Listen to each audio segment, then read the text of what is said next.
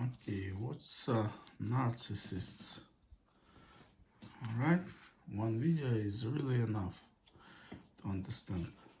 Okay, so you don't need to watch a bunch of videos on narcissism and what it is, because everything how to behave is explained in the Bible, in the epistles of Apostle Paul and stuff like that. Okay, narcissist. So it's like this. You are, for instance, born in a family,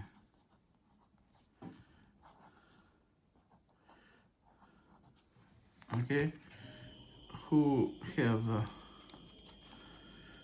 the seed of Christ quenched in them, okay, so they live under the demonic layer, all right, and what on all they act onto you is from the demonic. So they live in those delusions, of they don't know the truth, they know the reality. Neither do you when you're young and you're just like 6, 10. Well, so but they live in this delusion told by fallen beings, fallen entities to humanity about evolution, about millions and billions year old of universe, okay, and they don't have anything to counteract it with, okay, and for instance, you're also under this pressure, under this you know matrix, but you have the seed of God in you, all right, and this seed of God is felt. You're different. You try to act out of this good heart of yours, okay, and those people, they are just like they depicted in the matrix, that people become blind tools of the matrix that tries to kill a divergent, the one who sees, right? So the target of attack is your heart, the seed of God in you, okay? So that's why a person, a child, is attacked, is abused, is like kind of groomed or something like this, humiliated. So, and if you have that, oh my God, if you have that born again experience and uh, those ties are torn by grace, you feel that, you see that your dominion is higher, and you have to kind of dethrone, at least in your mind,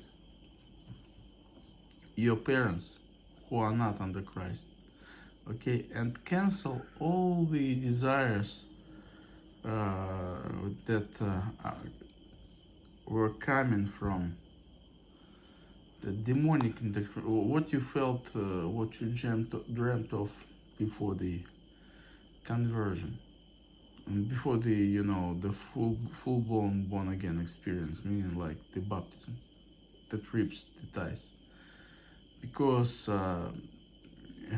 it will quench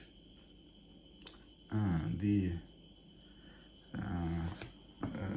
the seed of God. So you have to choose to defeat the remains of the demonic operation system that's latched onto your brain. Okay, but not only this, after the born again experience, meaning baptism of the Holy Spirit. Okay, those people, not necessarily your dad and mom, but for instance, a bully, those entities will bring people because your heart is completely secure in this state. Okay, the Spirit of God has done his job, and now you are the spreader and the eraser of the demonic spirituality just by the merit of living, and the spreader of the grace of God like salt. That's why Christ warned that the Christian should not lose his saltiness, meaning the spreading of this grace that erases the sin matter, the demonic matter. Okay, this is a complete reality. Okay, and so what after this born again experience Satan does, he brings those people who you wanted to be away from, with whom you gave up to be to fit with. Okay, you couldn't fit in. Okay, you couldn't set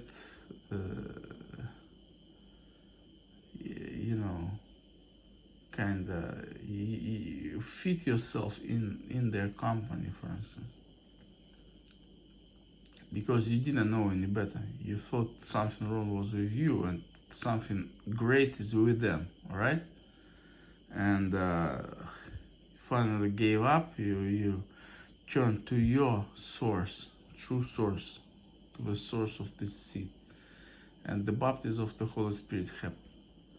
Okay, but in your brain, in your mind, you still can think that, well, those people are great. It's deception. Okay, and you were bad, and now you finally became good, and now you will be able to fit in.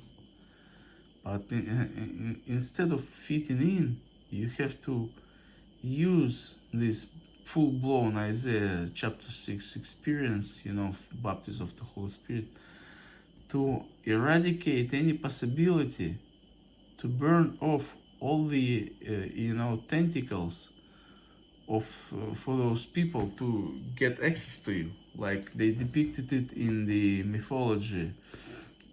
Like Hercules would burn off the ends of Hydra, so no more heads grow back.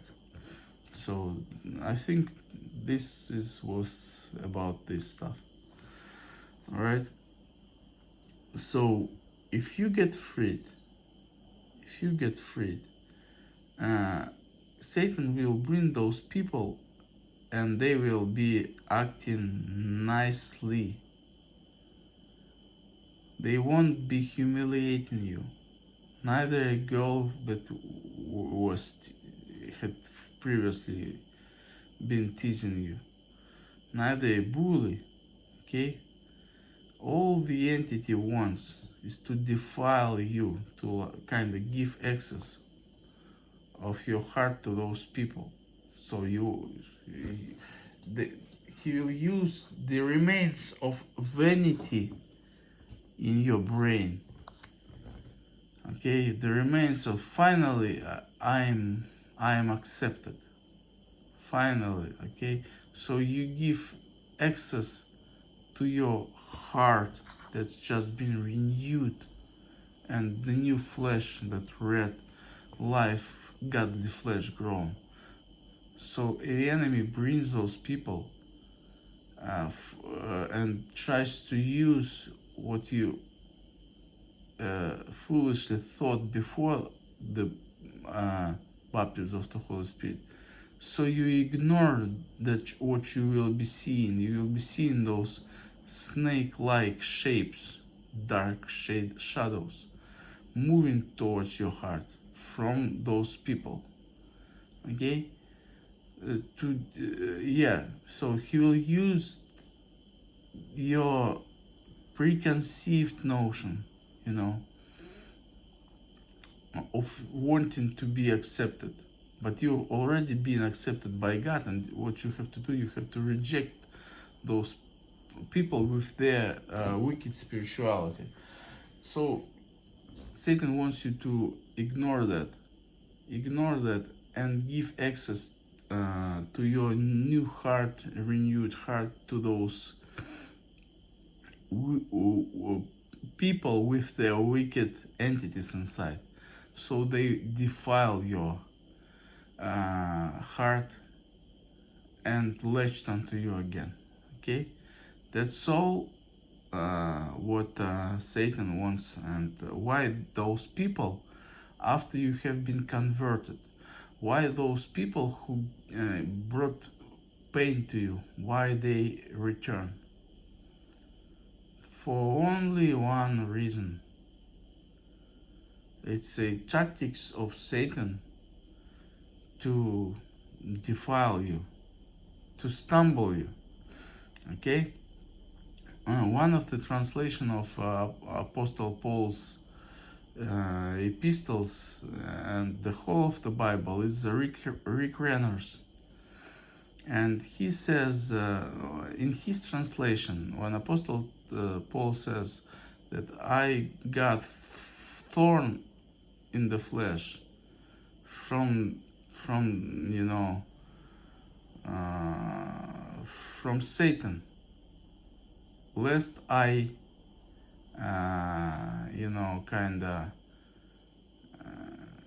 lest I